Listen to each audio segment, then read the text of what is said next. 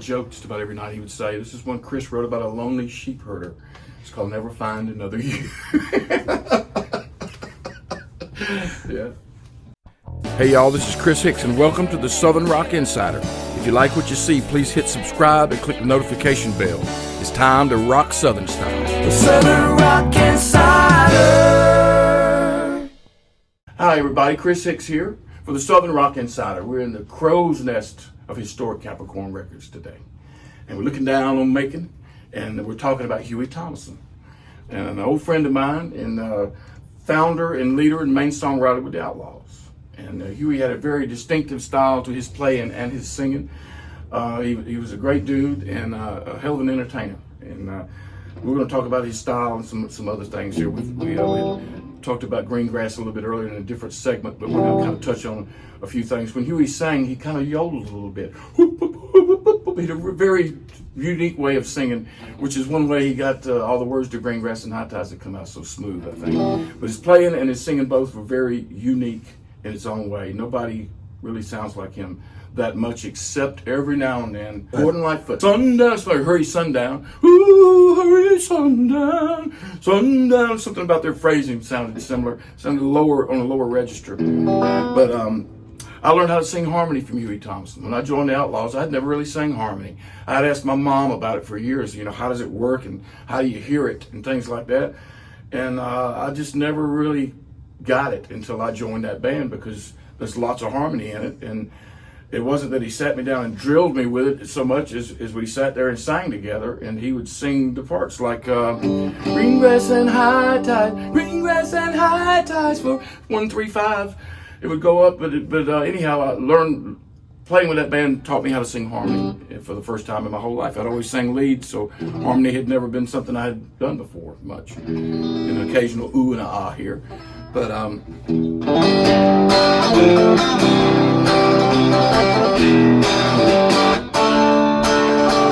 want to say this before I get too far into it too. Similar to Toy Caldwell, something about Hughie Thomasson and Toy Caldwell both shared a cowboy in their soul, is what I call it. Something about their playing invokes the Old West. When they hit an E minor, you see a cow on the hill up there. You know what I mean? There's something about their playing. Neither one of them were cowboys. Neither one of them were Westerners, but they had a Western feel to their playing that in everything they did. It was a thread through every chord they ever played had some sort of Western back to it. And I don't think that they meant to do that. It's just how some people are, There goes another song, someone singing about me again. There goes another song, about me more than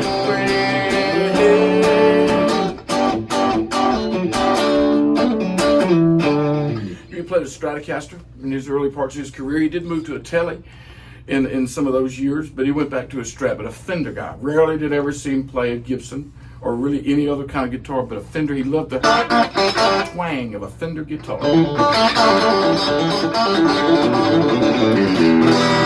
And majority Fender amps in the old days too, and even later on in the PV Classic, which was basically a takeoff of a Fender Bassman, and the clean Fender tone. He liked to have nice clean tone. Rarely did he use pedals of any kind or distortion on the amp and all. He always played clean. He played loud, but he played clean.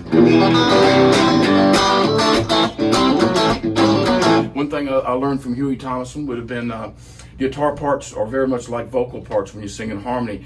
A song like a carburetor, he would say. All the parts have to fit in right for it to work right.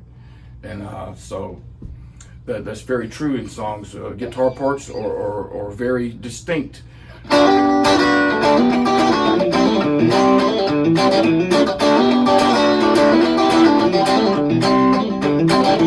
You play the part just right, then the whole part works. And if you don't, then it's just not right.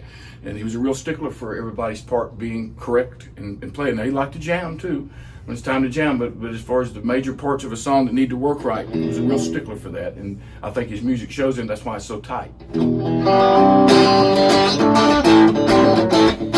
Another thing I learned from Huey that I guess you would say absorbed from him more so than learning face to face, similar to playing with Toy. He had a lot of fire about him. He had a lot of attack on the guitar. You know, he didn't accidentally play hardly any lick. Anything he played was forceful and was had a lot of attack behind it, and a lot of pressure to his playing on the strings. You know, it's just a lot of pressure, I guess you would say. He would say things like, you know, if it's worth doing right, or something like that. And that's what he meant in his playing was his attack. A great guitar player and a great guy too. A funny dude that I learned a lot about life as well as guitar playing from that man. And loved the years I spent with him, and he was a dear friend.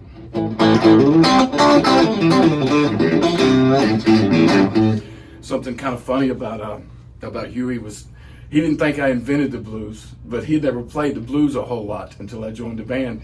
And there's a song on the live record called Hitman Blues, which is basically just a blues progression that I would sing different words to from night to night. That kind of became what it became. But I like to think maybe that's a little something he learned from me was playing the blues. That's something he had not in his repertoire that much until later in the years, but he could play those really well too.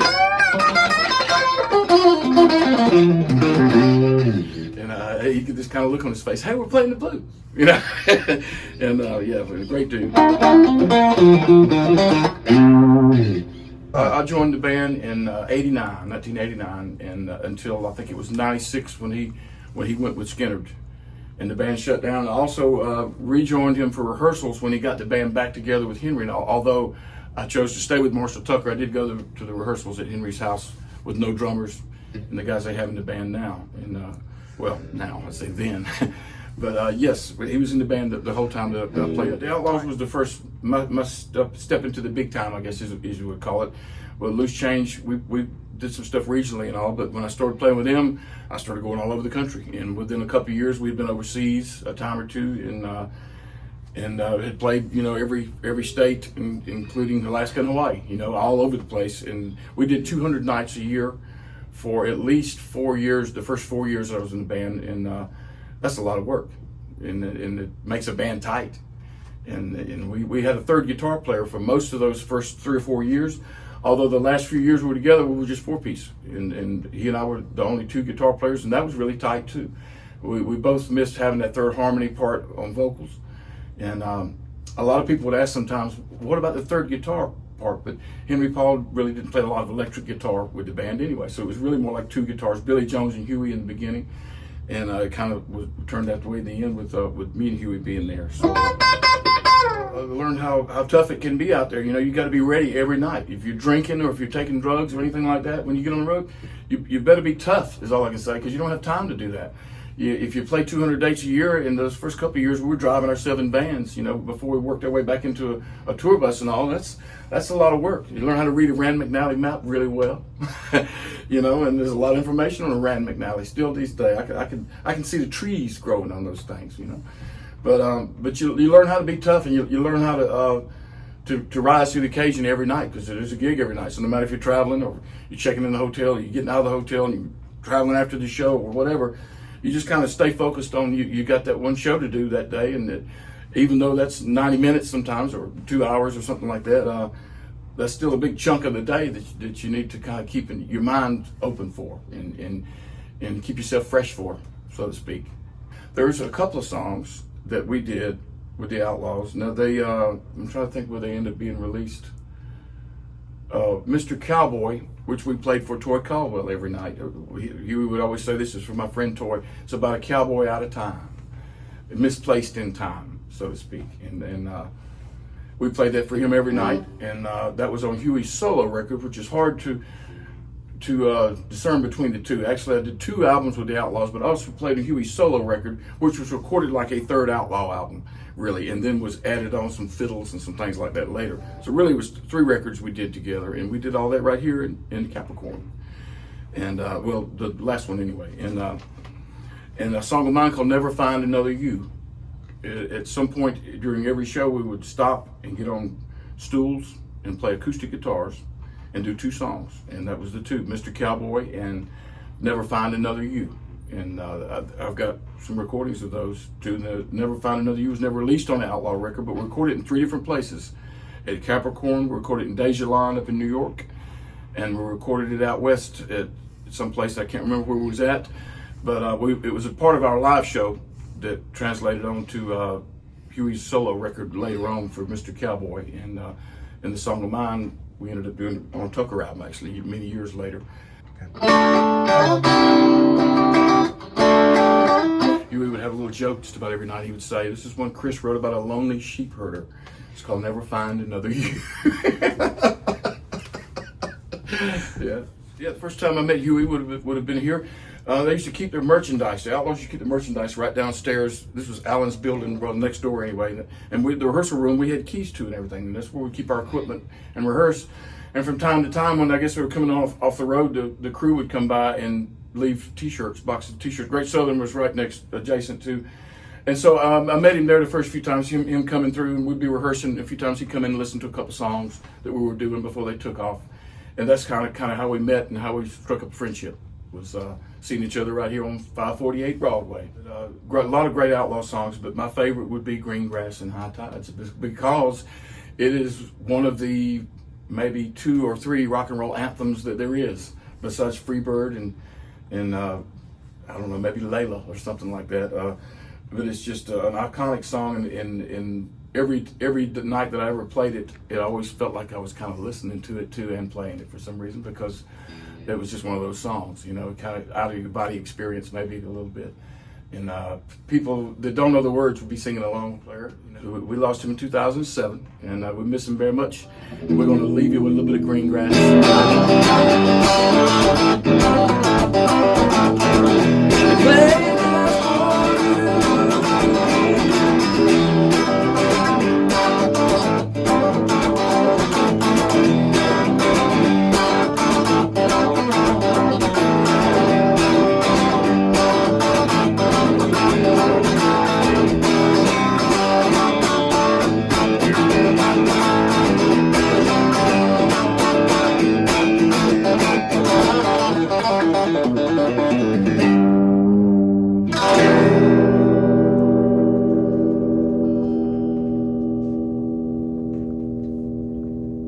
Thanks for watching this episode of Southern Rock Insider. Please hit subscribe and click the notification bell so you won't miss a single episode. If you have any questions or comments or suggestions for future episodes, please respond below, or you can email us at southernrockinsider@gmail.com. This is your Southern Rock Insider, Chris Hicks, and thanks again for watching. The Southern Rock Insider.